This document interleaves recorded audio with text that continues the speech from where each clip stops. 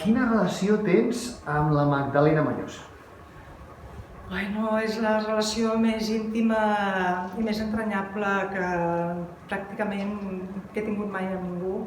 Ella era la meva mare i era una mare deliciosa i era també una persona deliciosa en tots els aspectes. El que passa que li va tocar néixer en una època que totes les seves grans potencialitats no va poder desenvolupar-les. Però la relació amb la meva mare és de les més entranyables que he tingut a la vida. Què creus que pensaria l'Helena si veiés la seva obra o la seva figura exposada en un museu? Bueno, es tornaria boja d'alegria perquè ella sempre havia sigut una persona en un segon, tercer o quart terme i molt poques vegades havia pogut distingir-se ella, la seva obra, la seva persona, el seu pensament, les seves emocions, no havia pogut mai esplaiar-les i posar-se com un primer terme. I aleshores li faria moltíssima il·lusió aquest reconeixement i li donaria un valor a la seva vida que potser no va trobar, diguéssim, en el món que va viure. Creus que la seva vida i la seva trajectòria professional hagués estat molt diferent si hagués viscut ara, en aquests moments?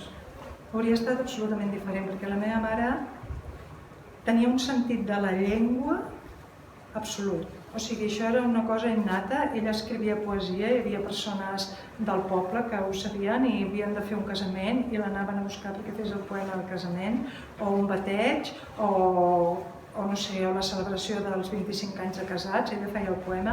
Ella té molts poemes i té també un llibre que va escriure sobre la seva infantesa i joventut just abans de casar-se, que ella el va titular El meu paradís, perquè ella era de pagès i tenien una vinya que era el seu paradís i tota aquella època va ser una època molt bona amb l'aspecte que amb la seva família va ser molt feliç, tant en temps de guerra com en temps de pau. Era una família molt unida. Bé, però clar, les dones, ella volia ser perruquera precisament, va acabar sent modista, volia ser perruquera, però el seu pare li va dir que no, perquè se l'estimava molt, però la dona, ella havia d'estar a casa fent les feines del camp. Per últim, Carme, i què sents tu quan veus la teva mare en un plafó, en un museu, la seva vida, part de la seva obra? Quin sentiment tens?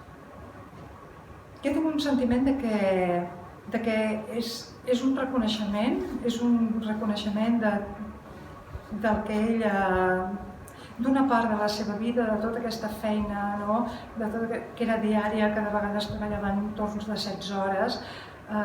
Per exemple, l'Uralita, que va treballar tants anys amb el perill de l'asbestosi que ella patia, que no se sabia. Jo em recordo que nosaltres vivíem davant mateix, perquè jo soc de la Farinera i vivíem davant mateix de l'Uralita. Llevaves al matí, jo també tinc problemes no tinc tanta capacitat respiratòria, llevaves al matí i semblava que hagués nevat, i era un dia absolutament de sol, i és perquè tot era ple de niant, I aleshores, doncs, per ella seria molt important, perquè una cosa tan anodina com aquella feina simplement, que eren simples treballadors sense cap mena de dret ni res, doncs que es doni valor al treball que van fer, perquè aquestes persones són el pilar de la societat d'avui.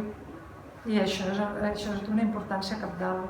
Són el pilar nostre, dels seus fills, però absolutament també d'aquesta societat i que tot es mantingui en peu i tot el que van donar, tota l'energia que van deixar, és el que ens trobem en la vida que vivim.